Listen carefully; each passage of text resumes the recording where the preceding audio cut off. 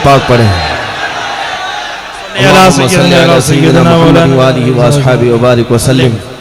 सलातन दाइमतन सरमदन अबदा।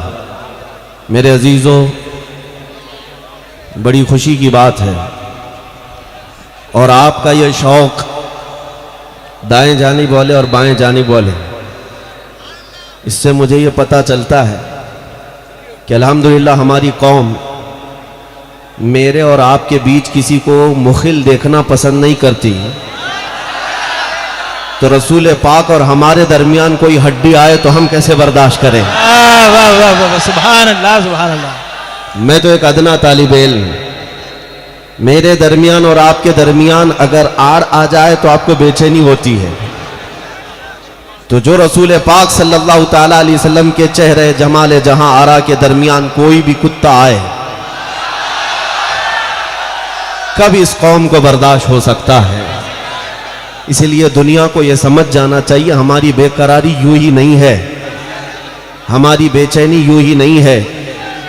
बात यह है कि हम अपनी तमाम चीज़ों पर सब्र कर लेते हैं, इसलिए कि इस्लाम ने हमें सब्र सिखाया है।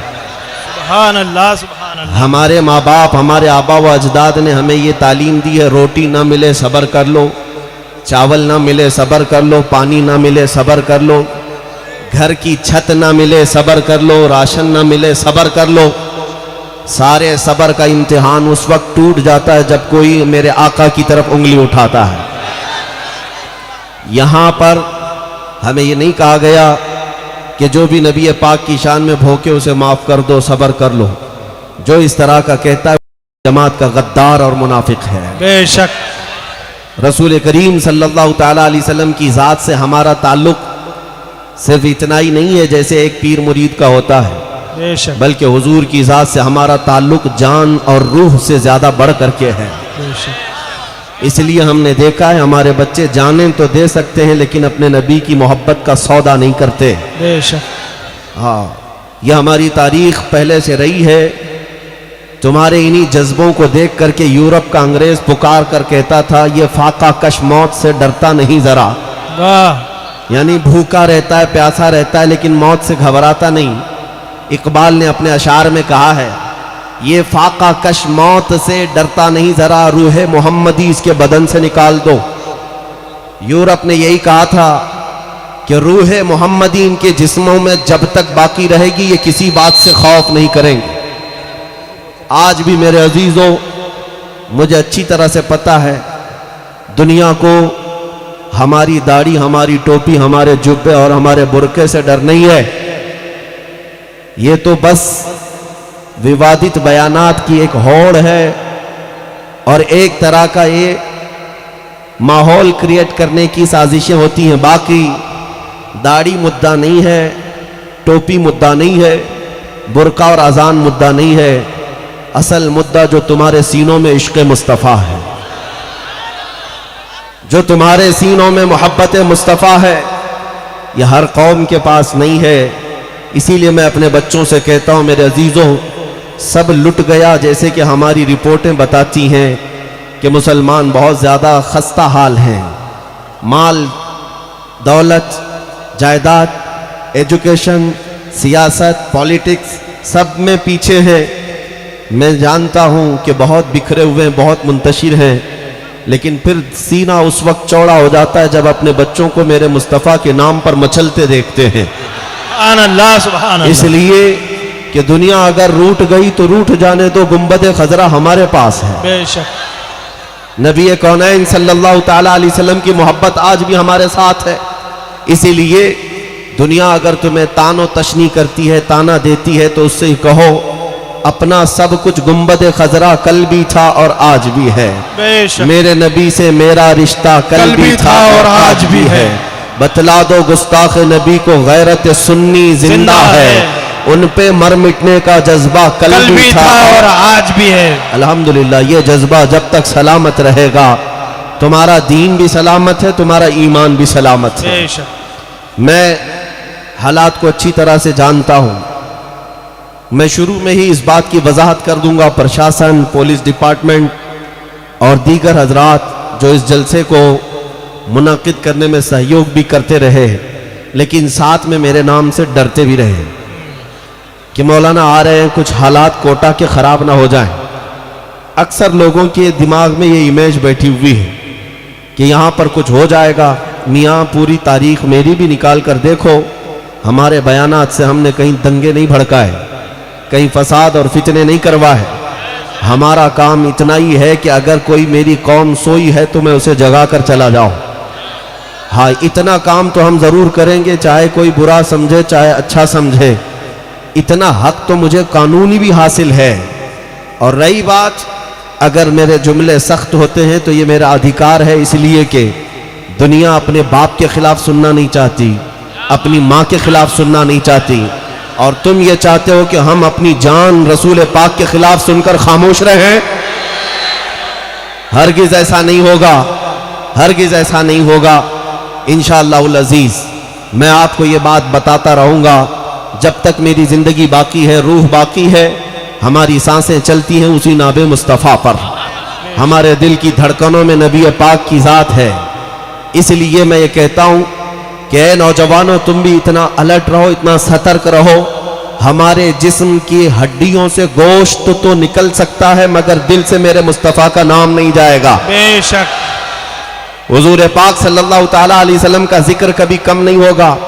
और अल्हम्दुलिल्लाह पिछले कई महीनों से हिंदुस्तान के चप्पे चप्पे कोने कोने में मुझे जाने का इत्तेफाक हुआ। इन खबीसों ने मेरे आका के चरित्र पर उंगलियां उठाई। लाखों लोग जो जलसे में नहीं आते थे मेरे आका के जिक्र में आने लग गए। हाँ, ये जो माहौल बना है, ये जो माहौल बना है, जिस इलाके में मैं जा रहा हूँ हजारों की तादाद में सर नजर आते हैं, एक समंदर नजर आता है। किसके नाम पर आता है? किसी नेता के नाम पर नहीं। ये मजमा वोट और नोट का नहीं है, सिर्फ गुंबद खजरा के आका का है। बेशक रात के 12 बजे के बाद ये जोश अगर किसी जगह पर देखना हो तो वो सिर्फ नामे मुस्तफ़ा पर मिल सकता है। बेशक इसलिए मेरे अजीजों, मैं ये बात कहता रहूंगा और आप इस बात से निराश कभी ना होना, कभी मायूस ना होना कि हमारे साथ क्या होगा। मैं अगर मर भी गया तो मौला 100 चिराग और जलाएगा। बेशक हुजूर पाक सल्लल्लाहु ताला अलैहि वसल्लम का नाम न कल मिटा था, न आज मिटेगा, न कभी मिटने वाला है। हाँ, इस बात को याद रखें, भौंकने वाले बरसात के कीड़े आएंगे और चले जाएंगे। इनका निशान, इनका नाम न कभी अखबार में बाकी रहेगा, न कब्रिस्तान में बाकी रहेगा। हाँ, जिसका नाम भी चला गया, धर्म भी चला गया, घर और जोरू बच्चे भी चले गए। आप देख रहे होंगे कि वो लोग जो अपने किताब लिखकर मेरे आका की शान में गुस्ताखी करके लोगों को ये बावर कराने की कोशिश कर रहे थे कि मेरे आका के अखलाक खराब है, नाऊज़ु बिल्लाहि मिन ज़ालिक। किताब कहाँ गई? वो कुत्ता कहाँ गया? और आज तो हालात ये कि भौंकने वाले सड़क पर आ गए, लेकिन मेरे नबी की शान ये है, रहेगा यूं ही उनका चर्चा रहेगा, रहेगा यूं ही उनका चर्चा रहेगा। पड़े खाक हो जाएं जल जाने वाले, मिट गए मिटते हैं मिट जाएंगे आदा तेरे, या रसूल अल्लाह न मिटा है न मिटेगा कभी चर्चा तेरा। दुनिया को हम ये बताते हैं, सारे अच्छों में अच्छा समझिए जिसे, है उस अच्छे से अच्छा हमारा नबी। सारे ऊंचों में ऊंचा समझिए जिसे, है उस ऊंचे से भी ऊंचा हमारा नबी। हमारा अकीदा है मेरे अजीजों मोमिनों।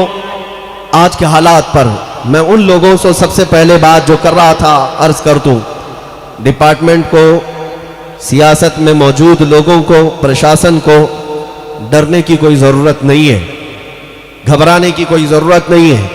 इंशाअल्लाहुल अज़ीज़ कोटा का माहौल आज जैसा था इससे बेहतर ही होगा, इसलिए कि जहां जिक्र मुस्तफ़ा होता है वहां बरकतें और रहमतें नाजिल होती हैं। और दिलों में अगर थोड़ी कजी भी होगी तो इस मजमे के अंदर कल देखना इंशाअल्लाह इश्क रसूल का ठाटे मारता हुआ समंदर सीने में महसूस करेंगे इंशाअल्लाह। यहाँ पर जो आए हैं वो सिर्फ खैरात लेने या वोट नोट लेने या मिठाई लेने नहीं आए। यहाँ जो आए हैं वो मोहब्बत मुस्तफ़ा की खुशबू लेने आए, और जिसके नसीब में ये खुशबू मिली इंशाअल्लाह वो दंगा नहीं करेगा, फसाद नहीं करेगा, बल्कि ज़मीन को अमन व अदल से भर देगा इंशाअल्लाह। मैं उनसे कहता हूँ घबराने की ज़रूरत नहीं। मुझ जैसे आदमी से डर और खौफ की कोई बात नहीं कि हम यहाँ माहौल ख़राब करेंगे। माहौल ख़राब करने वाले कुत्तों को जब तक आप आज़ाद छोड़े रहेंगे, ये माहौल तो बिगड़ने के चांसेस ज़्यादा हैं। हालात आज ऐसे हैं कि जो डिफेंस में अपना हक मांगने आ गया, वो मजलूम को पकड़ करके अंदर तो कर दिया गया, हज़ारों लोग अंदर चले गए, लेकिन जिनकी वजह से पूरा विवाद हुआ वो आज भी खुले सांड की तरह घूम रहे हैं। ये जो कमी है यहाँ पर, अगर एक बात याद रखें, जगह जगह गटर पर इधर उधर बंद बांधने से पानी रुकता नहीं, जहाँ से पानी आ रहा है वहीं पर रोक दिया जाए तो सारा मामला ख़त्म हो जाएगा। तो जो लोग छेड़छाड़ करते हैं या फिर मजहबी नफरत फैलाते हैं, इनके खिलाफ एक्शन अगर पहले से ले लिया जाए तो ना हमारे बच्चों को सड़कों पर आने की ज़रूरत पड़ती है, ना कोई एहतजाज ना प्रोटेस्ट की ज़रूरत पड़ती है। मशहूर मुहावरा है, न तुम सदमे हमें देते न हम फरियाद यूं करते। बात तो सिर्फ इतनी है कि जब जब हमारे हालात के साथ छेड़छाड़ हुआ है, फिर भी अल्हम्दुलिल्लाह ये कौम मुस्लिम सब्र के साथ रही। कश्मीर जला, बर्मा जला और आसाम त्रिपुरा के हालात ख़राब होते रहे। कहाँ सारे लोग तो इन तमाम मामलात को लेकर खामोशी से आगे बढ़ते ही तो रहे। NRC के मामलात, बाबरी मस्जिद के मामलात, बहुत कुछ हुआ हमारे साथ, खामोशी से सहते तो रहे, सब्र ही तो करते रहे। लेकिन सब्र का मतलब ये नहीं कि अब तुम हमारी जान के साथ भी छेड़छाड़ करोगे, गुंबद खजरा के मकीन आमिना के लाल के साथ भी छेड़छाड़ करोगे, ये बात नहीं। सारी दुनिया एक तरफ, मेरे नबी के कदम एक तरफ हैं।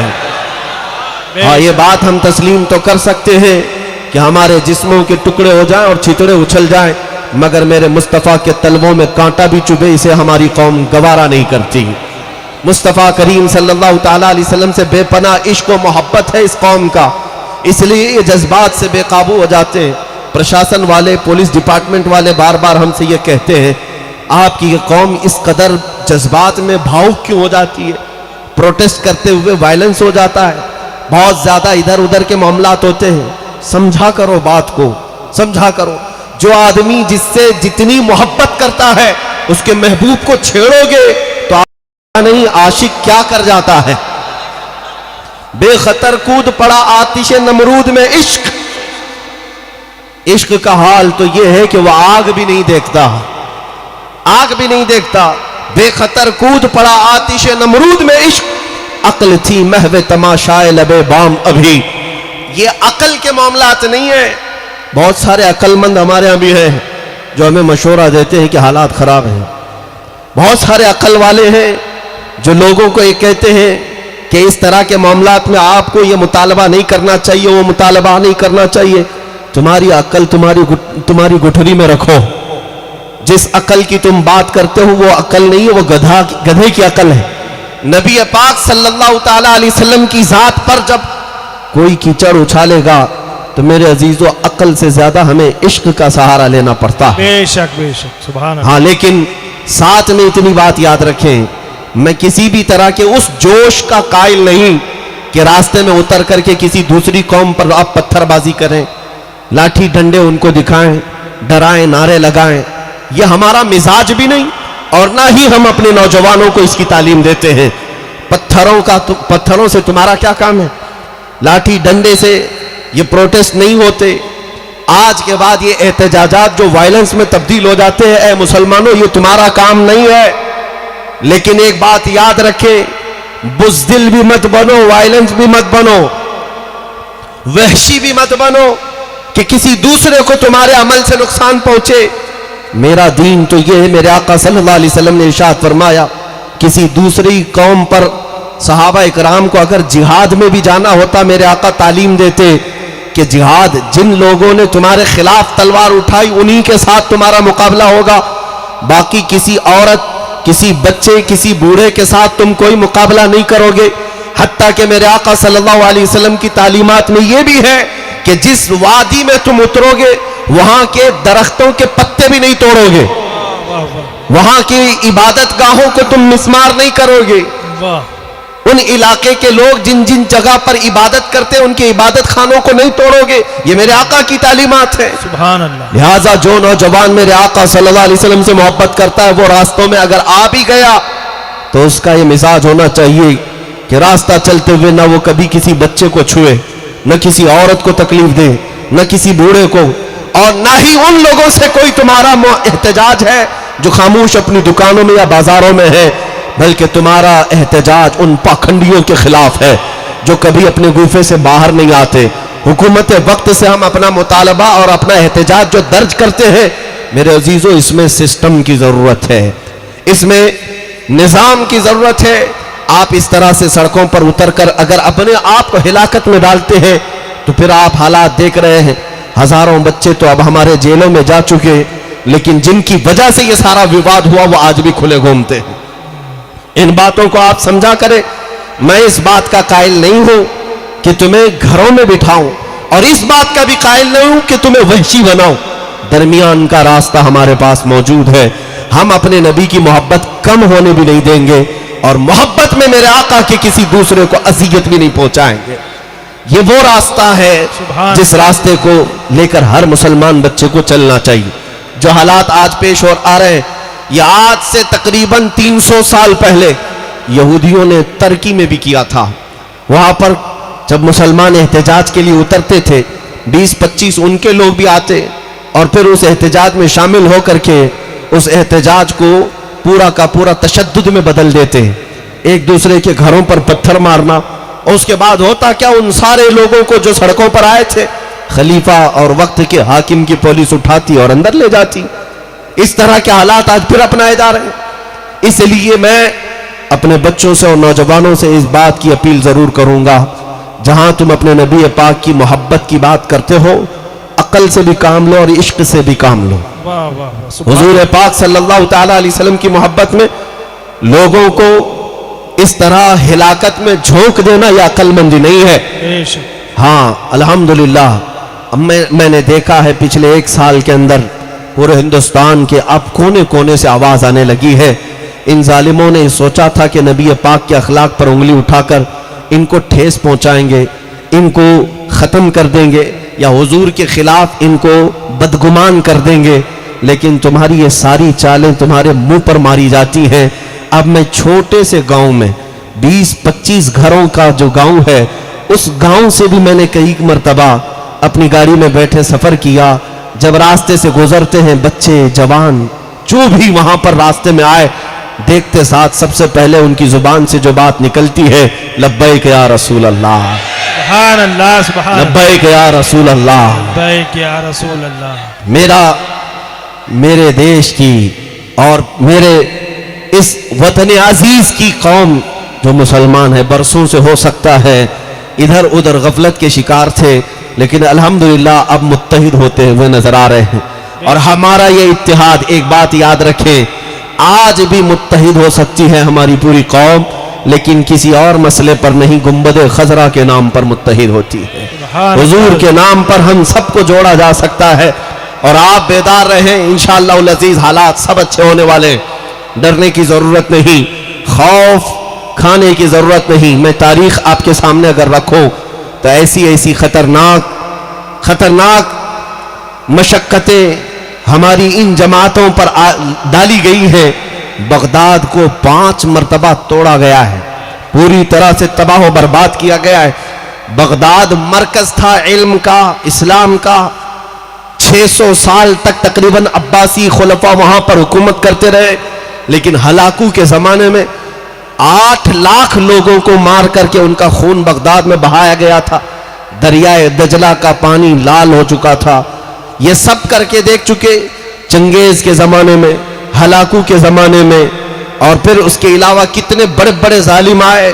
सबके जमाने में इस्लाम को इन तमाम हालात से दोचार होना पड़ा। मराकश, ट्यूनिस, लीबिया, स्पेन टूटकर गिर गया, खत्म हो गया। 700 साल तक जहां इस्लामी हुकूमत कायम रही वो अंदलुस, स्पेन खत्म हो गया। लेकिन मेरे अजीजों, इन तमाम जालिमों के मुसलमानों को कत्ल करने के बाद क्या इस्लाम खत्म हुआ? क्या कुरान खत्म हुआ? क्या मेरे नबी की जात पर कोई नुक्ता आ सका? कुछ नहीं होना है, कुछ नहीं होना है। जब चंगेज, हलाकू, यजीद जैसे बड़े बड़े जालिमों ने इस दरख्त को हिलाने की कोशिश की, खुद तबाह बर्बाद हो गए, तो 5 साल की नशेड़ी हुकूमत हमारा क्या कर सकती है? वाह वाह, कुछ नहीं होगा, कुछ नहीं होगा। हाँ, अगर तुम्हें नशा है इस बात का, नशा है इस बात का कि ताकत हमारे पास है, सियासत हमारे पास है, कुव्वत हमारे पास है, बिल्डोजर हमारे पास है, लाठी लकड़ियां हमारे पास है, जिसे चाहेंगे मार देंगे, कान खोल करके सुन लो, अल्लाह ताला सालिमों के अमल से बेखबर नहीं। जब उसकी तरफ से इंतकामी अमल आएगा तो फिर तुम देखोगे। इसी बात का नारा मेरा याद रखोगे, चंद सालों के बाद या चंद महीनों के बाद कुछ देर की खामोशी है, फिर शोर आएगा। आज तुम्हारा वक्त है, कल हमारा दौर आएगा। नारे तकबीर, नारे रिसालत, तहफ़्फ़ुज़े नामूसे रिसालत कॉन्फ्रेंस, शेर हिंदुस्तान हजरत अल्लामा मुफ्ती सलमान अज़हरी साहिब क़िबला। नारे तकबीर, नारे रिसालत। सुभान अल्लाह। कुरान में मौला रब्बुल इज्जत इरशाद फरमाता है, युरीदून लियुत्फ़िऊ नूर अल्लाह, लोग ये चाहते हैं कि अपने मुंह के फूंकों से अल्लाह के चिराग को बुझा दें। लोग ये चाहते हैं, अल्लाह का चिराग ये दीन इस्लाम है, मेरे आका की जात है। मुंह के फूंक से चिराग बुझाने की कोशिश करते हैं। वो भी कौन सा चिराग? जो छोटी हल्की लौ वाला नहीं, बल्कि जिसकी रोशनी पूरे आलम और कायनात पर छाई हुई है, जिसकी रोशनी का आलम यह है कि मेरे आला हज़रत इमाम अहले सुन्नत फाजिल बरेलवी फरमाते हैं, ये चांद और सूरज जो झिलमिलाते हैं, ये तारों को जो रोशनी मिली है, वो फकत मेरे आका के तलवों का धुवन है, हुजूर पाक सल्लल्लाहु ताला अलैहि वसल्लम के नहाने का उतरन है, हुजूर के गौसाले का उतरन। अगर चांद और सूरज और तारों को मिले वो इतना जगमगाते हैं, तो तुम उस ज़ाते मुस्तफा को जो पूरा नूरुन अला नूर है, उसे मिटाने की कोशिश करते हो, उसे फूंकने की कोशिश करते हो। याद रखना कि ये नबी पाक सल्लल्लाहु ताला अलैहि वसल्लम की ज़ात पर कभी कोई फर्क नहीं आएगा। और इंशाअल्लाह अज़ीज़ आज के बाद से हमें उन्हीं लोगों ने जगाया है, हमारे बच्चों को जगाया है, जवानों को जगाया है। देखना, एक मोहम्मद पर तुमने उंगली उठाया था, हमारे जितने नौजवान हैं वो अहद करके उठते हैं, मौला अगर तूने बेटा अता किया तो हमारे घर में वो मोहम्मद ही होगा, मोहम्मद ही होगा सल्लल्लाहु ताला अलैहि वसल्लम, हुजूर के नाम पर होगा। इसलिए कि बरसों दुनिया ने ये देखा है, नबी पाक सल्लल्लाहु ताला अलैहि वसल्लम के साथ छेड़छाड़ जो होता है। मेरे अजीजों, आपके लिए अब ये मौका ऐसा है कि तुम्हारा ये इम्तिहान है, तुम्हारी आजमाइश है। इस मैदान में अब जितने खरे हैं वो जमे रह जाएंगे, जितने खोटे हैं वो बह जाएंगे। बेशक या आंधियों में या तूफानों में जालिमों की इस तरह की पर कुछ ऐसे लोग होंगे जो बह जाएंगे खसो खाशाक की तरह। उन्हें ऐसा लगेगा कि नहीं, पनाह यहीं पर है, इनकी धोती में पनाह ले लेंगे, उनकी चादर में पनाह ले लेंगे, जिंदगी गुजर जाएगी। लेकिन जो वफादार मुस्तफ़ा होगा, वो गर्दन के ऊपर तलवार भी रखी जाए तब भी वो कहेगा या मोहम्मदा सल्लल्लाहु अलैहि वसल्लम। मुस्तफ़ा करीम सल्लल्लाहु अलैहि वसल्लम के अलावा वो कहीं और पनाह नहीं मांगता। किसी की जय विजय क्यों पुकारे, क्या गरज हमको, किसी की जय विजय क्यों पुकारे, क्या गरज हमको, हमें काफी है सैयद अपना नारा या रसूल अल्लाह। मैं तुम्हें बताता हूं हमारी मोहब्बत मेरे आका से क्यों इतनी ज्यादा है, क्यों इतनी ज्यादा है। उसकी एक वजह बताता हूं। मक्का मुकर्रमा में एक सहाबी थे हजरत सुहैब। हजरत सुहैब ये जवान थे, इनकी उम्र 25 से 27 साल की, और इनकी जवानी का हाल ये था कि निहायत ही उम्दा और महंगी खुशबू इस्तेमाल करते। मक्का की गलियों से गुजरते तो इनकी खुशबू आती थी। बड़े रईस खानदान से थे, लेकिन मेरे आका के दामन में जब आए, बाप कट्टर दुश्मन था, माँ भी कट्टर दुश्मन थी मेरे आका की। वो नहीं चाहते थे कि सुहैब हमारा मोहम्मद सल्लल्लाहु अलैहि वसल्लम के साथ जाए, इसलिए कि रसूल पाक के सहाबा में अक्सर गरीब थे। एक अमीर का बेटा कैसे आ जाएगा। माँ बाप रोकते रहे, लेकिन ये मोहब्बत बढ़ती ही रही। एक बात याद रखें, दीवानों का हाल ही ये होता है, जब जब इन्हें हुजूर से रोका जाता है, मोहब्बत में इजाफा ही होता जाता है। सुभान अल्लाह। हमने देखा है मोहब्बत में इजाफा ही होता जाता है। उस सुहैब को मां भी रोकती रही, बाप भी रोकते रहे। वक्त ऐसा आया कि बाप ने धमकी दी कि अगर तू वहां जाना ना छोड़ेगा तो तेरे साथ में बहुत बुरा सलूक करूंगा। जब ये जुल्म सहते सहते सुहैब ने देखा कि मेरे आका हिजरत करके मदीने चले गए, मक्का में नहीं थे, तो हजरत सुहैब ने कहा मैं भी अब मक्का छोड़ करके हिजरत करके चला जाऊंगा। बाप ने कहा अगर तूने ऐसी हरकत की तो सारी जायदाद तेरे से मैं आग कर दूंगा, तुझे एक फूटी कोड़ी भी नहीं दी जाएगी। हजरत सुहैब ने कहा जो लिखवाना है मुझसे लिखवा लो, जायदाद तुम्हें मुबारक, मालो दौलत तुम्हें मुबारक, मैं मदीने का मुसाफिर मदीने चल के रहूंगा। बाप ने कहा सारी चीजें कर ली गई, जायदाद खत्म, कुछ देने को तैयार नहीं। सुहैब तन्हा सिर्फ बदन पर जो कपड़े पहने थे निकल पड़े मदीने के रास्ते पर। अभी थोड़ी ही दूर गए थे, पीछे से मां पुकारती है, कहती है सुहैब तुझे पता है तेरे जिस्म पर जो कपड़े हैं वो हमारी कमाई के हैं, हमारे पैसों के हैं, हमारे पैसों के कपड़े पहन करके तू मोहम्मद के पास जाएगा। हजरत सुहैब वापस घर आए, उन कपड़ों को भी उतार दिया और टाट के कपड़े, गोनी का लिबास अपने जिस्म पर डाल दिया और कांटों से बटन बना करके उन्हीं टाट के कपड़ों में वो मक्का से हिजरत करके निकल पड़े। उन्हें कोई चीज रोकने वाली नहीं थी। सुहैब जब अपने घर से हिजरत करके निकले, इतने पर भी बस नहीं हुआ, उनके जालिम बाप ने पैसे दे करके मक्का के बड़े बड़े गुंडों को बुलाया और कहा कि मेरा बेटा मदीने के रास्ते पर है, जहां मिलेगा खूब मारो, इतना मारो कि जख्मी होकर वापस वो हमारे घर आ जाए। पैसा लेकर के गुंडे आए, बीच रास्ते में सुहैब तन्हा थे, तन्हा उस आशिक रसूल को गुंडों ने घेर लिया। कभी कोई इधर से नोचता है, कभी इधर से नोचता है, मुक्के मारे जा रहे हैं। वो तन्हा मेरे आका का गुलाम मुकाबला तो करता रहा, लेकिन इतने मार खाया कि नाक पूरी फट गई और खून जारी हुआ, जख्मों से पूरा चेहरा सूज गया, घुटने टूट गए, जगह जगह जख्म हुए, थक हार करके जमीन पर लेट गए। उन गुंडों ने कहा चल वापस मक्का चले जा, इसी में तेरी आफियत है। सुहैब ने कहा अब तो एक बार मैं छोड़ चुका, मौत आएगी तो मेरे मुस्तफा की तलाश में आएगी, इस रास्ते में ही आनी है तो आ जाए। वो भी थक हार करके चले गए। ऐ मेरे अजीजों, ऐ दीवानगाने इश्क़ मोहम्मद, दुनिया आज भी तुम्हारे साथ ही हशर करने को तैयार है। इन जालिमों को बता देना, मॉब लिंचिंग तुम करके किसी आशिक के इश्क को कभी नहीं छीन सकोगे। जितने तुम मारोगे इंशाअल्लाह उतनी ही हमारे इश्क के रसूल में इजाफा होगा। सुहैब को मार करके, तोड़ करके, जख्मी करके देख लिया, वापस वो मायूस होकर चले आए। जानते हो पूरा दिन जख्मों की हालत में चूर चूर वो वहीं पड़े रहे। दूसरे दिन कुछ होश आया तो पैदल सफर करके मदीने आ रहे। 9 दिन का सफर, 425 किलोमीटर का सफर है मक्का से मदीना। ये पैदल चले आ रहे थे मेरे आका के इश्तियाक में, मेरे आका की मोहब्बत में। इधर मदीने तैयबा में सहाबा कहते मगरिब की अजान का वक्त था, मेरे आका सल्लल्लाहु तआला अलैहि वसल्लम मस्जिद से बाहर आए और करीब अपनी गर्दन ऊंची कर करके बार बार उस तरफ देख रहे हैं जो सफर का रास्ता था। सहाबा पूछते हैं आका कोई कबीला आने वाला है, कोई वफद आ रहा है, आपसे मुलाकात के लिए कोई कबीला आने वाला है? मेरे आका ने फरमाया नहीं, मेरा एक दीवाना, मेरा एक आशिक आने वाला है जो जख्मों से चूर है। लोगों ने उसका रास्ता रोका मगर उसे कोई ना रोक सका। सहाबा कहते कौन है जिसका इंतजार मुस्तफा करीम फरमा रहे हैं?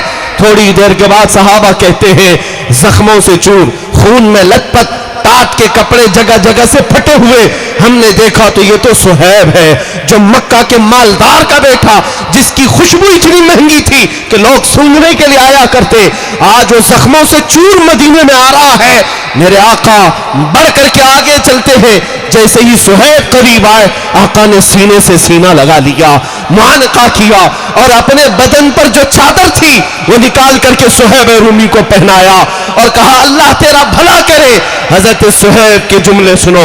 ऐ मेरे अजीजों, यही मेरे बयान करने का मकसद है। जिसको लोगों ने तोड़ा, माँ ने मारा होगा, बाप ने मारा होगा, गुंडों ने पीटा होगा, माल छीन लिया होगा, लेकिन जब वो थका हारा गुलाम मदीने पहुंचता है, मेरे आका के सीने से सीना लगता है, रसूल पाक चादर पहनाते हैं, तो देखो सहाबा कहते हैं सुहैब के चेहरे पर हमने खुशियों के आसार देखे, ऐसा लगता था कोई जख्म भी नहीं, कोई दर्द भी नहीं।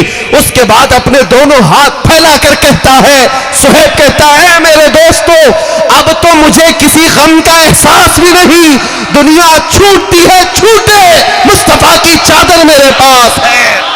नारे तकबीर, नारे रिसालत, सुभान अल्लाह सुभान। वो सुहैब है, जानते हो जिंदगी भर मदीने तैयबा में उसी चादर पर बसर करते रहे, और जब मौत का वक्त करीब आया वसीयत करके जाते हैं लोगों मेरी ये चादर मुझसे जुदा ना करना, जब मुझे कफन देना तो इसी चादर में कफन देना। इसलिए कि दुनिया में अगर सबसे ज्यादा मोहब्बत करने वाली कोई जात है तो वो माँ होती है, बाप होता है, लेकिन मेरे साथ तो मामला ये है मुझसे मोहब्बत करने वाली माँ ने भी छोड़ दिया, बाप ने भी छोड़ दिया।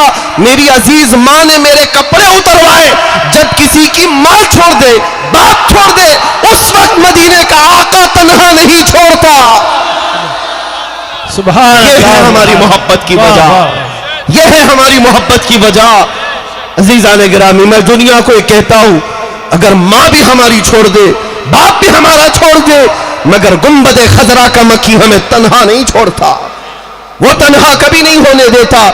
एक रिवायत मौजूद है, तुम समझते क्या हो नौजवानों, हो सकता है आज तुम्हें ये ग्लैमर की दुनिया ने बहका देखा हो, तुम्हें ये बॉलीवुड और हॉलीवुड के फिरकियों ने अपनी तरफ खींच लिया होगा। मैं समझता हूं हमारे बच्चे थोड़ी देर के लिए भटक गए होंगे, लेकिन सिर्फ अखलाक में है, अमाल में है। लेकिन आज भी तुम्हारे सीने में मेरे आका का वो चिराग जल रहा है। अगर हुजूर की मोहब्बत का चिराग ना होता तो इस मजमे में आते भी नहीं। और मुझे पता है मुझे सुनने वाले होते कौन हैं, जाहिर सी बात है। वाह वाह वाह। मैंने महसूस किया है मुझ जैसे खतीब को बहुत कम लोग सुनते हैं, वैसे तो दूर बैठ के बहुत सुनते हैं, लेकिन करीब आने वालों को मैंने महसूस किया है कई लोग ये सोचते हैं ये मौलाना के साथ खड़े रहेंगे कल को हम पे भी केस हो जाएगा, ये फुल रडार में है, इनको भी पकड़ लेंगे उनको भी पकड़ लेंगे। लेकिन अल्हम्दुलिल्लाह यहाँ जो बैठे हुए हैं, ये यहाँ जो आए हुए हैं, ये वो लोग हैं जिनको दुनिया डराती नहीं, या दुनिया डराए तो ये डरते नहीं, बल्कि ये वो लोग हैं जिनकी माओ ने दूध के साथ इश्क रसूल भी पिलाया हो। सुभान अल्लाह सुभान अल्लाह। आपके सीनों में वो इश्क की चिंगारी अभी मौजूद है, बस इसे शोला बनने की देर है, इस चिराग की लौ को थोड़ा सा और बुलंद होने की देर है।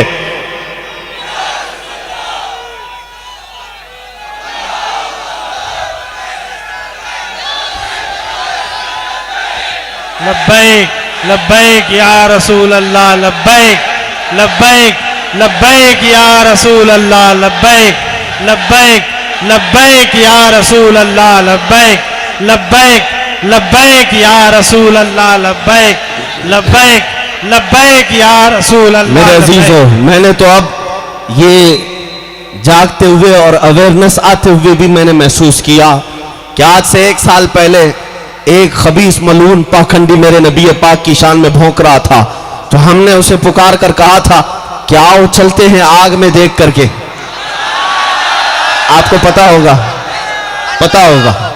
मेरे अजीजों, हमारे जज्बात से कोई मंसूबाबंदी नहीं, कोई प्लानिंग से नहीं, बल्कि दिल जब दुखता है तो यही मैंने कहा इश्क कुछ भी कर सकता है। बेखतर कूद पड़ा आतिशे नमरूद में इश्क, हुजूर की मोहब्बत है, हुजूर का नाम है, हमें पता है, हदीसों में हमने पढ़ा है। हजरत जाबिर रज़ियल्लाहु तआला अन्हु सहाबी रसूल है, हुजूर की घर में दावत किया, मेरे आका दावत में आए, खाना खाने के बाद अपने हाथ दस्तरखान पर पोंछ लिया। हजरत जाबिर कहते वो दस्तरखान उठाकर मैंने तबर्रुक के लिए रख लिया। वो बदअकीदों सुनो, तबर्रुक रखना भी सहाबा की सुन्नत है। हजरत जाबिर उस दस्तरखान को उठाकर रखते हैं, लेकिन रिवायत में मौजूद है कि जब कभी वो दस्तरखान मैला होता, हजरत जाबिर उसको पानी से नहीं धोते, भड़कते हुए आग के तंदूर में डाल देते थे। कपड़े का दस्तरखान आग में डालते, थोड़ी देर के बाद उसको आग से निकालते, पूरा मैल निकल जाता, एक रुआं भी नहीं जलता था। हदीस में मौजूद है। किस वजह से? कपड़े को तो आग जलाती है, लेकिन उस कपड़े को मेरे आका ने अपने हाथों से जो पोंछा था, अपने हाथों से जो मसा किया था। हमने ये रिवायतें पढ़ी है, जब मेरे आका दस्तरखान को हाथ लगाएं वो कपड़ा नहीं जल सकता, तो उस नामे मुस्तफा पर उनका कोई गुलाम अगर चल जाए, मुझे इस बात का यकीन था, मुझे इस बात का यकीन था कि अगर आग पर भी हुक्म चलता है तो मेरे मुस्तफा की हुक्मरानी है। रब्बे जुल जलाल का हुक्म है, मेरे मुस्तफा की रजा के बाद ही वो हमारे लिए कुछ गजन पहुंचा सकती है। अजीजा ने गिरामी वकार, मैंने जो बात कही वो ये थी कि 1 साल से हमने ये भी देखा है हमारे बच्चों को जागते हुए। 1 साल पहले हमने पुकार कर कहा था, लेकिन उसके बाद मैंने महसूस किया, महीना गुजरा, 2 महीना गुजरे, हर जगह से आवाज आने लगी, बच्चे जवान बेदार नजर आने लगे। एक वाकया मेरी आंखें भिगो देता है, मैं आपके सामने वो तहदीस नेमत के लिए अर्ज करता हूँ। एक बार एक नौजवान लड़का हमारे पास आया और कहने लगा कि हजरत, उसका होलिया देख करके अजीब था। मुंबई का रहने वाला, हिप्पी कट है, फटी जीन्स पहना हुआ है, इधर बालियां हैं, कड़े भी है और पूरी दाढ़ी में भी डिजाइन, टैटू भी लगे हुए हैं, जो एक अजीब सी कैफियत बना करके वो आया हमारे पास। कहा नशा भी करता था, दिन रात नशे में रहने वाला, और मुझसे कहता, मौलाना मैं तो मस्जिद में कम आया करता हूं, मुझे पता नहीं, लेकिन मेरे ये हालात अपनी जगह पर, नशा भी होता है, मैं तौबा कर लूंगा, तौबा कर लूंगा। लेकिन मुझे अभी मेरे दोस्त ने आपकी एक वीडियो बताई जिसमें आप किसी मलऊन को, गुस्ताखे रसूल को ललकार कर कह रहे हैं कि आग में कूदने का वक्त आया है। मुझे पता नहीं होता क्या है, लेकिन मेरा दिल बेकरार था, मैं आपसे मिलना चाहता था और आपसे मिलकर सिर्फ इतना कहना चाहता हूं, मौलाना आप नहीं जाएंगे, मैं पहले जाऊंगा, मैं पहले जाऊंगा। हुलिया देखो, कैफियत देखो, किस अंदाज में रहते हो। मेरी आंखें भीग गई। फिर मैंने बारगाह मुस्तफा में देख करके अल्लाह के हबीब सल्लल्लाहु अलैहि वसल्लम की बारगाह में हाथ जोड़ करके ये अर्ज किया था, आका आपके ये गुलाम गुनहगार तो हो गए हैं, गद्दार नहीं हुए। नारे तकबीर, नारे रिसालत, सुभान अल्लाह, सुभान अल्लाह। वाह, हुजूर के नाम पर ये नहीं कि सिर्फ नमाजी आगे बढ़ेंगे, सिर्फ हज करने वाले हाजी ही आगे बढ़ेंगे, ये नहीं है कि परहेजगार ही आएंगे। मैंने अब महसूस किया है हमारी कौम के वो बच्चे जो मस्जिद नहीं आए या फिर गलत रास्ते पर भी थे, लेकिन जब हमारे करंट के तार को किसी ने छेड़ा है तो इन नौजवानों में भी बेकरारी देखने को मिली है, ये बेचैनी देखने को मिली है। क्यों? इसलिए कि ये हमारा बच्चा हालात से और नफ्स की वजह से बहक तो गया है, लेकिन अभी मेरे आका के कदमों को छोड़ा नहीं है, छोड़ा नहीं है। इसलिए दुनिया वालों संभल जाओ, ये नबी पाक के गुलाम अभी बेदार भी हैं और जिंदा भी हैं, जिंदा भी हैं। मैं आपको ये कहना चाहता हूं, ये जो बेदारी है तुम्हारी, इसको कायम रखो। और इसलिए भी मैंने अभी एक वाकया सहाबी रसूल हजरत सुहैब का बताया। क्यों हम इतनी मोहब्बत करते मेरे आका से? इसलिए कि पूरी इस भरी कायनात में हम निकम्मों और गरीबों को किसी का ख्याल है? हमारा अगर कोई ख्याल करता है तो कोई ये जात नहीं, वो मदीने के ताजदार की जात है। तुम्हें पता है मेरे आका ने फरमाया कि अगर एक कांटा भी तुम्हारे पांव में चुभता है, उम्मतियों सुनो, ए जवान बच्चों सुनो, मेरे आका फरमाते हैं तुम्हारे पांव में कांटा भी चुभता है, हुजूर फरमाते हैं उसका दर्द मुझे भी होता है। कौन है ये दर्द का एहसास करने वाला? हमारे बच्चे बिलक बिलक करके मर गए, कहां है वो सारे बड़े लीडर? हमारी माएं, हमारी बहनें आज बेआबरू होती चली गई। कहां है हमारे वो लीडर जो हाथ रखने को भी तैयार नहीं? आज हमारी हमारे इन जख्मों को कोई पूछने वाला भी नहीं। इसलिए नौजवानों, मैं तुमसे बार बार ये कहता हूं, यहां आसरा और सहारा कोई नहीं है। जिसको तुम मसीहा समझते हो, ये वही जालिम है जो शहद दिखाए और जहर पिलाए, शहद दिखाए और जहर पिलाए। हकीकत में अगर तुम्हारा कोई आसरा है, कोई सहारा है, तो वही है अपना सब कुछ गुंबद खजरा। कल भी था और आज भी है। मेरे नबी से मेरा रिश्ता कल भी था और आज भी है। उस रसूल की साथ ये है कि एक हिरन अपने बच्चों से दूर एक बद्दू के जाल में फंस गई। और उस एराबी देहाती ने हिरन को फांस लिया था। मेरे आका का गुजर वहां से हो रहा है। हिरन ने अपनी जुबान में मेरे आका से फरियाद की कि आका इससे मुझे छुटकारा दिला दे, मैं अपने बच्चों को दूध पिलाकर वापस आ जाऊंगी। मेरे आका ने उस देहाती से कहा ये हिरन रो रही है, इसके 2 छोटे बच्चे, छोड़ दे इसे, वापस आ जाएगी। उसने कहा क्या फंसा हुआ शिकार वापस आ सकता है छोड़ने के बाद? मेरे आका ने फरमाया दुनिया धोखा तो दे सकती है मगर ये जानवर अल्लाह के नबी को धोखा नहीं देते, वादा खिलाफी नहीं करते। अगर ये ना आए तो मैं जमानत देता हूं अपनी जात की, तू मुझे ले ले। उस देहाती ने छोड़ दिया और वह हिरन अपने बच्चों को दूध भी पिलाई और बच्चों समेत वापस आई और कहा मुझे इस देहाती के हवाले कर दे, गिरफ्तार कर ले अभी। लेकिन उस देहाती ने देखा इस फरमाबरदारी को और कहा ए मोहम्मद सल्लल्लाहु अलैहि वसल्लम, जानवर जब आपकी इतनी वफादारी करते हैं तो मैं इंसान हूं, मेरे ऊपर ज्यादा हक है कि आपकी वफादारी करूं, आपकी पैरवी करूं, आपकी फरमाबरदारी करूं। ये मैंने इसलिए तुम्हारे सामने जिक्र किया। और एक वाकया मैं अर्ज करता हूं, हुजूर मिंबर पर खड़े हैं मस्जिद नबवी में, सहाबा कहते हैं अचानक बच्चे के रोने की जैसी आवाज आने लगी, जैसे शहद की मक्खी भिनभिनाती है ऐसी आवाजें आने लगी। यह आवाज किस चीज की थी? मेरे आका अपने हाथ में असा लेकर खड़े होते, लेकिन जब मिंबर बन गया तो उस असा को, उस लकड़ी को मेरे आका ने मस्जिद के दरवाजे के बाहर छोड़ दिया। हदीस में मौजूद है वह असा, लकड़ी का असा रोने लग गया और उसके रोने की आवाज मस्जिद नबवी में गूंज रही थी। मेरे आका मिंबर छोड़कर खुतबे के दौरान उतर आए और चलते हुए गए और जाकर उस लकड़ी के असा को उठा लिया और अपने सीने से लगाया और फिर वापस आए। सहाबा ने पूछा या रसूल अल्लाह ये क्या था? हुजूर फरमाते हैं इस लकड़ी को जब तक मैं अपने हाथ में रखता था ये दूसरी लकड़ियों पर फख्र करती और जब मैंने इसे छोड़ दिया तो ये मेरे जुदाई के गम में रोने लग गई। ये असा जब रोने लगा मेरे आका फरमाते उसका रोना मुझसे देखा ना गया, मैं मिंबर छोड़कर उतर आया और उसको उठाकर मैंने सीने से लगा लिया, फिर ये चुप हो गया।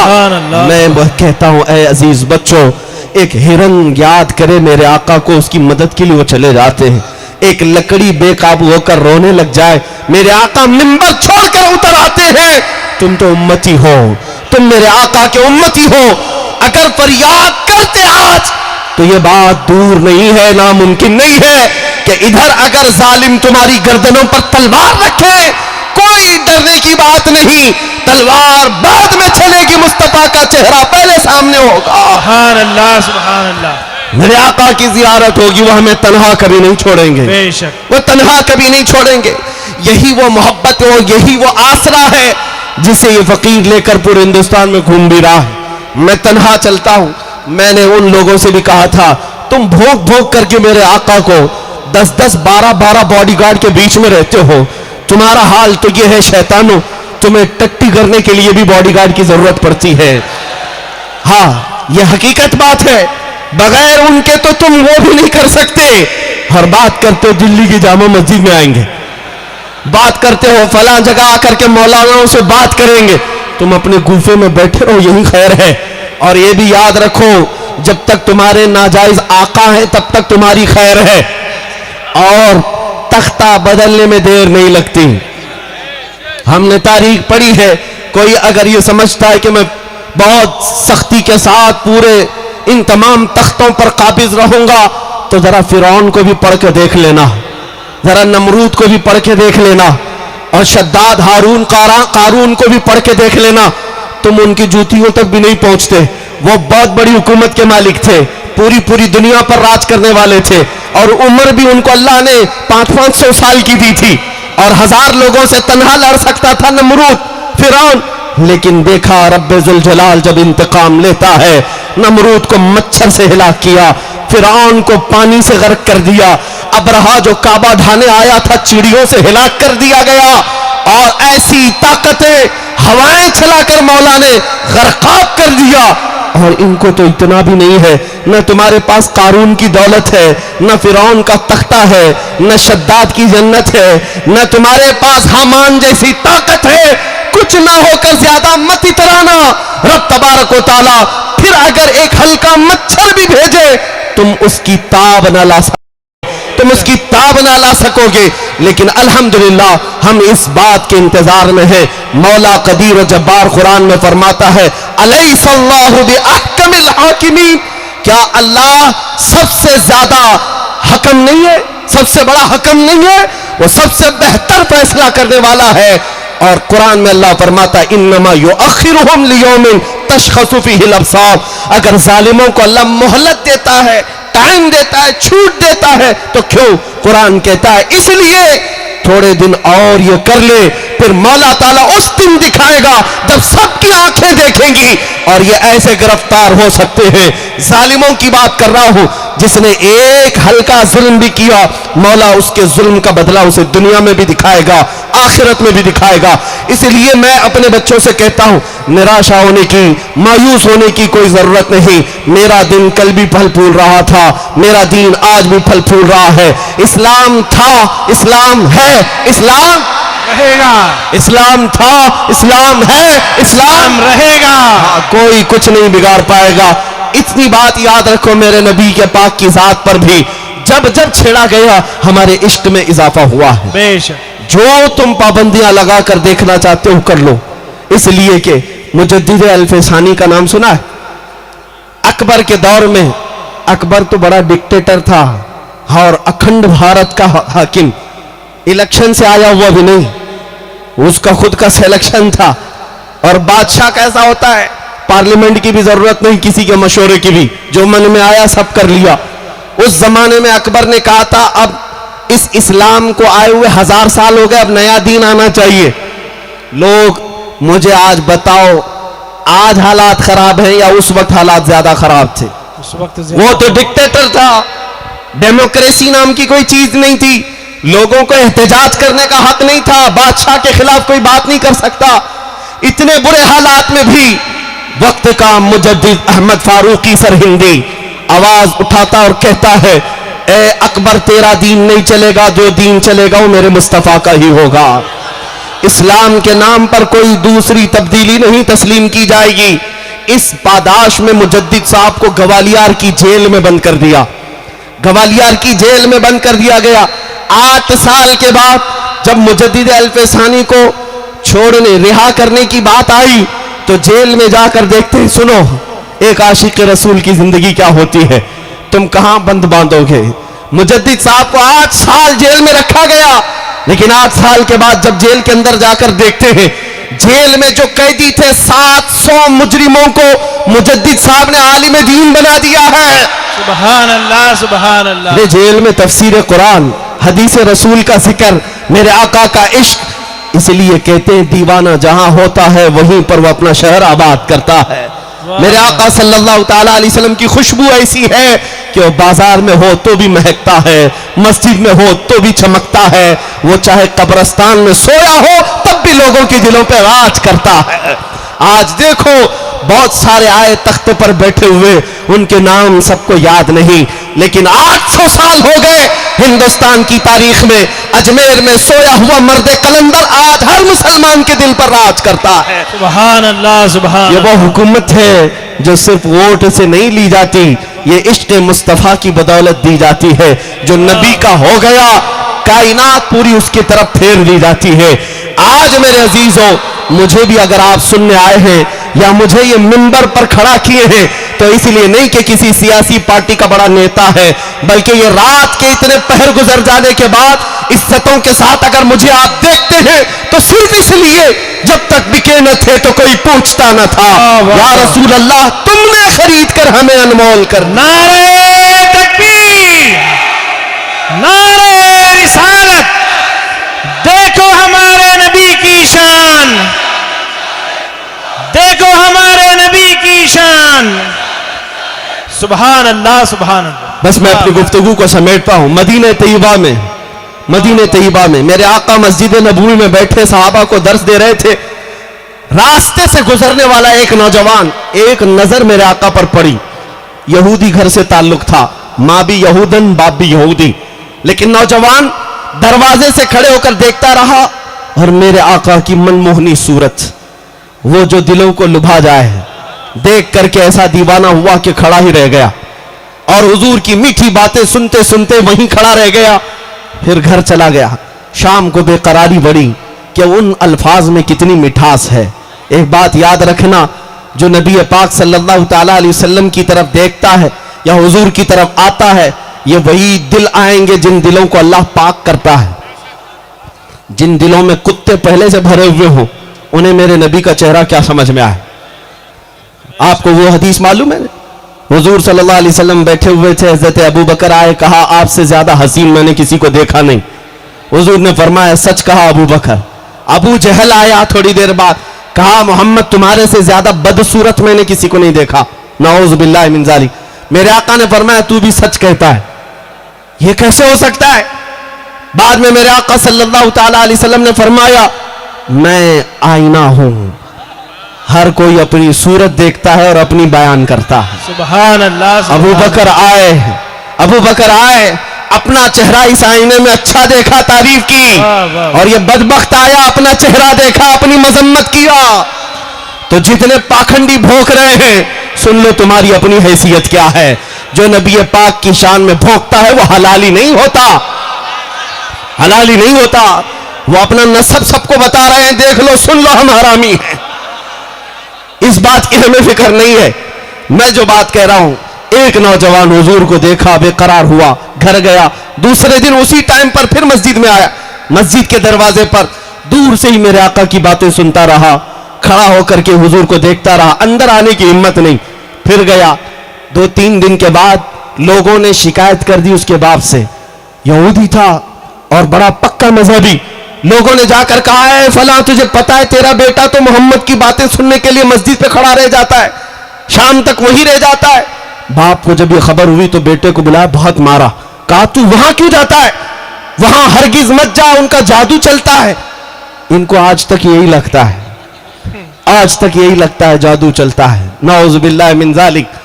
मेरे अजीजों, हां जो कुछ भी चलता है वो मेरे मुस्तफा का हुस्न चलता है। हाँ तुम करके देख लो जितने जादू करना है। आप क्या समझ के हमारे साथ ये जादू का खेल नहीं खेलते? सब खेलते हैं। हमें पता है कितने सिफली, कितने जादू, कितने पाखंडी, कितने ढकोसले, लेकिन हमारा यकीन यह है जिसके साथ मोहम्मद की जात है, जिसके साथ अल्लाह रब्बुल इज्जत की इनायत है, तुम्हारी सारी चीजें हम फूंकों में उड़ा देंगे इंशाअल्लाह। उस नौजवान को बाप ने बहुत मारा, फिर उसके बाद पाबंद कर दिया कि वापस जाएगा नहीं। चंद दिनों पाबंदी किया।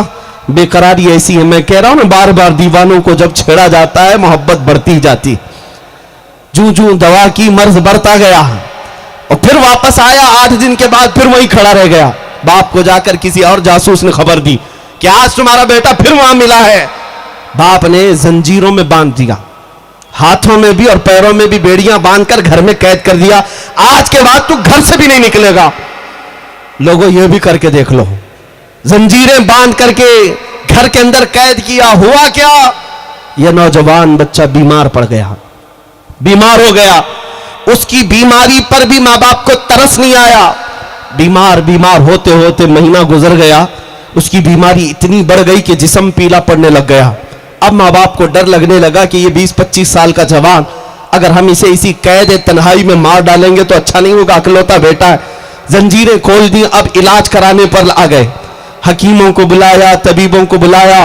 सारे हकीम आए, तबीब आए और दवा करते करते आजिज आ गए और कहा इसका मर्ज ही कुछ और है, हमारी पकड़ में नहीं आता, हमारी पकड़ में ये बीमारी नहीं आती, इसका मर्ज ही कुछ और है। वो मर्ज इन्हें क्या पता चलेगा, जान है इश्क मुस्तफा, रोज फजू करे खुदा, जिसको हो दर्द का मजा नाजे दवा उठाए क्यों। वो दवा का नाज क्यों उठाएगा जिसको दर्द में भी मजा आता हो। हकीमों ने, तबीबों ने कहा ये लाइलाज है। चंद दिनों के बाद फिर इलाज के लिए एक बड़े हकीम को बुलाया गया। उसने कहा तुम्हारा बेटा 1 दिन या 2 दिन का मेहमान है, मर जाएगा। ये तुम्हारा लड़का अब लाइलाज हो चुका है, इसे जो खाना है खिला दो, जो पीना है पिला दो, अब ये ज्यादा दिन तक नहीं ठहर सकता। ये कहकर हकीम रुखसत हुआ। अब मां का कलेजा दहल गया, मेरा जवान बेटा दुनिया से चला जा रहा है। बाप को भी अब थोड़ा तरस आया और आए बेटे से कहा बेटा हमारे साथ हमसे ज्यादती हो गई तेरे मामले में, हमें माफ कर दे, छोड़ दे पुरानी बातें, सब अच्छे से जीते हैं, अब बता तू क्या खाना चाहता है, क्या पीना चाहता है, तेरा इलाज कर करके थक गए। वो नौजवान कहता, अब्बा जान अगर मुझ पर रहम करना चाहते हो तो एक बार मोहम्मद को देखना चाहता हूं सल्लल्लाहु अलैहि वसल्लम। ईमान लाया हुआ नहीं है, ईमान लाया हुआ नहीं है। माँ बाप से कहता है एक बार मोहम्मद को देखना चाहता हूं, अगर मुझे देखने की इजाजत मिल जाए तो फिर मैं आपसे कोई चीज नहीं मांगूंगा। माँ का कलेजा पसीज गया, कहा इस दर्द के आलम में, इस बीमारी के आलम में भी मेरा बच्चा अगर किसी को पूछ रहा है तो आमिना के लाल को पूछ रहा है। शोहर से कहा जाओ एक बार उनको खबर कर, हमारे घर में आग लगी है, हमारा बेटा दुनिया से जा रहा है, हमें इस तरह दागे मफारकत दे जा रहा है, एक बार आप अपना चेहरा दिखा दीजिए।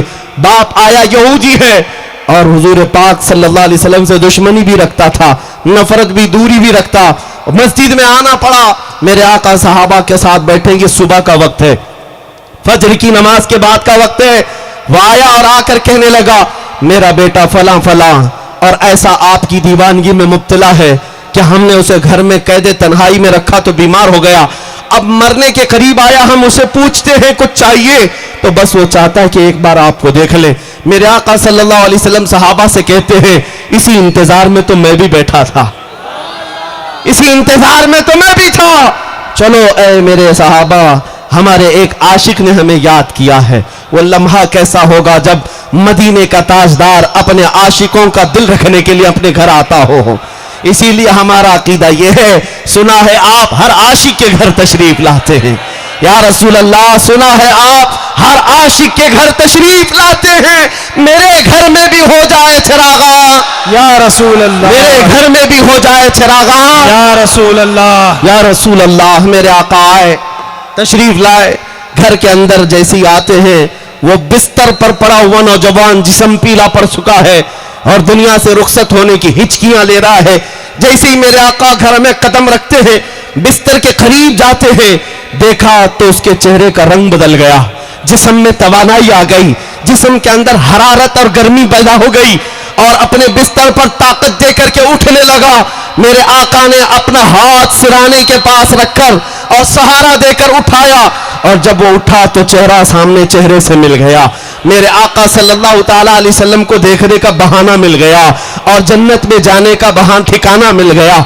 अब उस नौजवान से मेरे आका ने सिर्फ इतना कहा, पढ़ो, अब किस बात का इंतजार करते हो, ला इलाहा इल्लल्लाह मुहम्मदुर रसूलुल्लाह। उस नौजवान ने कहा बस आपको देखकर ही पढ़ना चाहता था।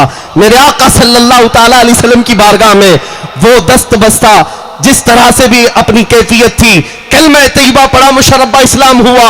मेरे आका अभी घर से रुखसत भी नहीं हुए थे कि जिस्म से रूह निकल गई। मेरे आका सल्लल्लाहु ताला अलैहि वसल्लम के सामने रूह जिस्म से निकल गई। मैं ये बात कहता हूं, कान खोलकर सुन लो मेरे बच्चों, इनका मकाम क्या था, पूरी जिंदगी उनकी कैसी गुजरी। वो सहाबियत का मकाम पा गए। फजर के बाद वक्त में बता रहा हूं, मेरे आका गए, ईमान लाए, जोहर का टाइम भी नहीं आया, पूरी ईमानी जिंदगी में एक नमाज पढ़ने का भी वक्त नहीं मिला, ज़कात देने का भी वक्त नहीं मिला, हज करने का भी मौका नहीं मिला, तस्बीह पढ़ने का भी मौका ना मिला। बस इधर ईमान लाए और उधर रुखसत हो गए। ये इतने चंद लम्हात में उस नौजवान की जिंदगी कहां पहुंची पता है? वक्त का गौस अब्दाल अख्ताब भी उनके कदमों तक नहीं पहुंच सकता, इसलिए कि सहाबी के मकाम को कोई गौस भी नहीं पहुंचता, इसलिए कि उस सहाबी को उन चंद लम्हों में अगर कोई चीज औजे सुरैया पर पहुंचाती है तो नमाजें, तस्बीह, जिक्र, अस्कार नहीं, बल्कि चेहरे रसूल को एक बार देखना उन्हें आसमान की बुलंदी पर पहुंचाता है। सुभान अल्लाह, सुभान अल्लाह, अल्लाहु अकबर, या रसूल अल्लाह, या अली, लब्बैक लब्बैक या रसूल अल्लाह, लब्बैक लब्बैक लब्बैक या रसूल अल्लाह, लब्बैक लब्बैक लब्बैक या रसूल अल्लाह, लब्बैक लब्बैक लब्बैक या रसूल अल्लाह। मेरे अजीजों, ये बात अब तवज्जो से सुनो।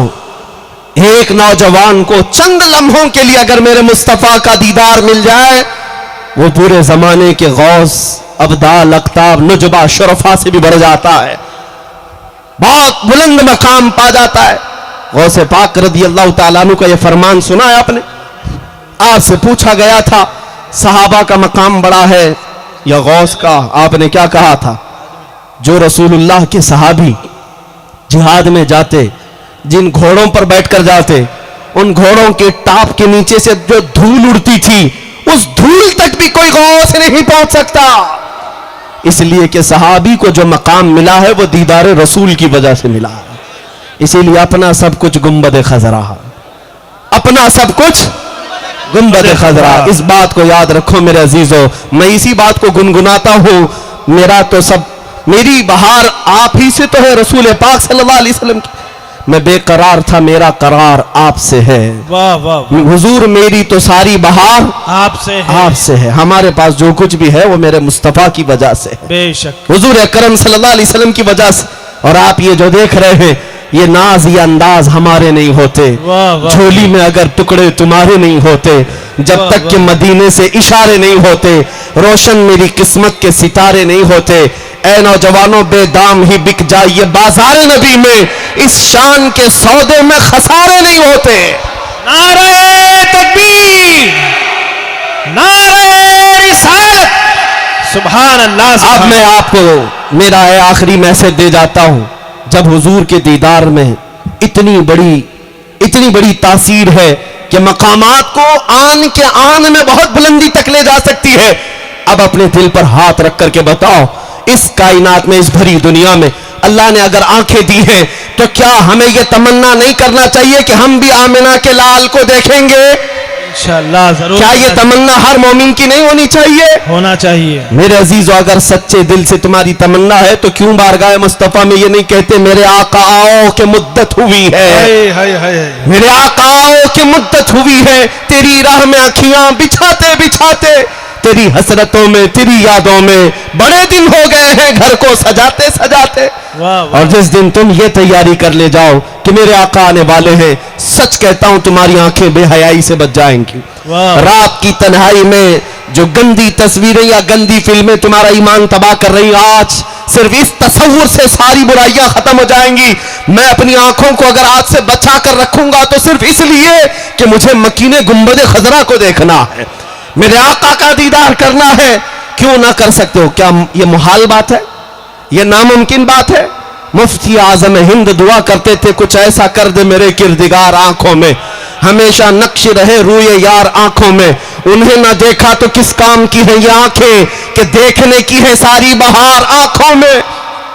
कोटा के गयूर नौजवानों, ए यहां पर रहने वाले सुन्नी सही अकीदा नौजवानों, आज के दिन से ये तय कर लो, ये सारी अय्याशियां जो मेरे मुस्तफा से मुझे दूर करती हैं, ये वो दुनियावी लुत्फ अंगीजियां जो मुझे मेरे नबी की मोहब्बत से दूर करती हैं, मैं सबको ठुकरा दूंगा।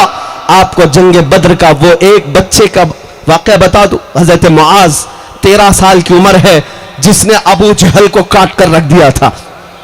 अबू जहल को मारने वालों की तारीख याद रखना, न बहुत बड़े बड़े पहलवान नहीं, 2 छोटे बच्चों ने मारा था।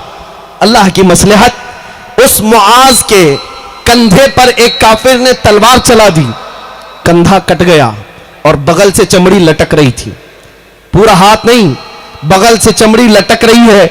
लेकिन उस 13 साला बच्चे की ईमानी कुव्वत को तो देखो, वो उस मैदान में अपने हाथ में दूसरे तलवार लेकर फिर मैदान में आ गया। और जब बार बार ये हाथ लटक रहा था तो इस हाथ को पैर के नीचे रख करके खींच के निकाल दिया और कहा, मुझे उस हाथ की जरूरत नहीं जो मुझे मेरे रब की रजा हासिल करने में खलल अंदाजी करता हो, अल्लाहु अकबर, जो मेरे मुस्तफा की वफादारी में खलल पैदा करता, मुझे उस हाथ की जरूरत नहीं। ऐ नौजवानों, क्या तुम आज ये अहद नहीं कर सकते कि मुझे उन गानों की जरूरत नहीं जो मेरे मुस्तफा से मुझे दूर करते हो, मुझे आज उन अय्याशियों की जरूरत नहीं जो मुझे मेरे नबी के कदमों से दूर करते हो, बल्कि मैं तो आज से यह अहद करके जाऊंगा, मैं सो जाऊं या मुस्तफा कहते कहते, खुले आंख सल्ले अला कहते कहते, हमारा दिन, हमारी शब, हमारी रात, हमारी शामें इस तरह से गुजरे आज से। इसलिए मैं कहता हूं, सारी बुराइयां, सारी अय्याशियां इस तसव्वुर के साथ खत्म हो सकती हैं। आज या कल हमें भी मरना है, तुम भी मरोगे, हम भी मरेंगे, जाएंगे कब्रिस्तान में। हमारी जिंदगियों का कोई भरोसा नहीं, कल भी मौत आ सकती है, परसों भी। बल्कि यहां बैठा हुआ कोई ये नहीं कह सकता कि कल की शाम हमको देखना नसीब होगी। मलकुल मौत हमेशा हमारे पीछे है, किसी भी वक्त रूह निकल जाएगी। दुनिया में हासिल क्या किया? दुनिया में जवानी अल्लाह ने दी, ताकत दी, माल दिया, क्या हासिल किया? कुछ हासिल हुआ? और जाने के वक्त अगर तुम्हारे हाथ में कुछ नहीं तो मायूस जाओगे, तुम्हारे चेहरों पर, लबों पर मुस्कुराहट नहीं होगी। इसलिए जब तक जवानी है इस तमन्ना के साथ जियो कि मेरे आका आओ कि मुद्दत हुई है, हुजूर को देखने की तमन्ना लेकर जियो। इंशाअल्लाह हर बेहयाई से पाक रहोगे। इसलिए कि अभी लोगों को पता नहीं है, उस हुस्न को एक बार जो देख लेता है, दुनिया का सारा हुस्न उसकी आंखों में फीका होता है, बेशक सारा हुस्न हेच है। फिर कोई मजनू लैला के पीछे नहीं भागेगा, कोई महबूब महबूबा के चक्कर में नहीं पड़ेगा।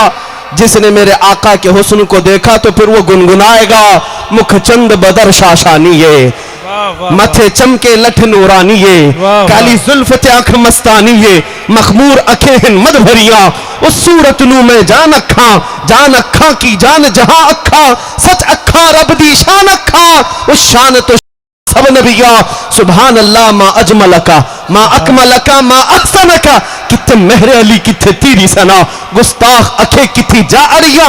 उस हुस्न को अगर बरेली के इमाम से सुनना है तो सुनो, वो कमाल हुस्न हुजूर है कि गुमान नक्स जहां नहीं, यही फूल खार से दूर है, यही शम्मा है कि धुआं नहीं। सुभान अल्लाह, सुभान अल्लाह, या रसूल अल्लाह, जिंदाबाद। मेरी तकरीर खत्म, और मैं समझता हूं मेरी तकरीर के बाद यहां बैठा हुआ हर बच्चा और हर जवान अपने दिल में अगर इतना महसूस कर लेता है तो हमारा जलसा कामयाब है।